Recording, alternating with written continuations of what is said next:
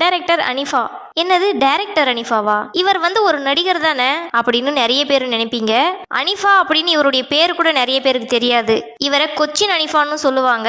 இவருடைய உண்மையான பேர் முகமது அனிஃபா. இவர் மலையாள படத்துல 100க்கும் மேற்பட்ட படங்கள்ல நடிச்சிருக்கிறாரு. தமிழ் படங்களிலும் 50 படங்களுக்கு மேல நடிச்சிருக்கிறாரு. இவரை பார்த்த உடனே இவர் யாருன்றது எல்லாருக்குமே தெரியும். ஆனா இவருடைய பேரும் தெரியாது, இவரை டைரக்டர் அப்படின்றதும் தெரியறதுக்கு வாய்ப்பே இல்லை. ஆனா இவர் எத்தனை படங்கள் டைரக்ட் பண்ணியிருக்கிறாருன்னு பாத்தீங்கன்னா உங்களுக்கே ரொம்பவும் பிரமிப்பா இருக்கும்.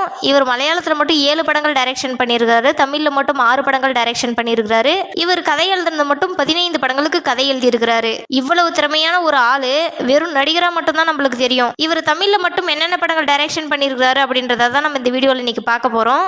இவர் டைரக்ஷன் பண்ண அந்த 6 படங்கள் என்னென்ன அப்படின்னா, இவர் முதலா 1998ல ஒரு படம் பண்றாரு. அந்த படம் ரொம்பவும் ஸ்பெஷலான படம். அந்த படத்துக்கு கலைஞர் கருணாநிதி. இந்த வீடியோ நீங்க முழுசா பார்க்கணும்னா கீழே லிங்க் கொடுத்துருக்கேன், கிளிக் பண்ணி பாருங்க.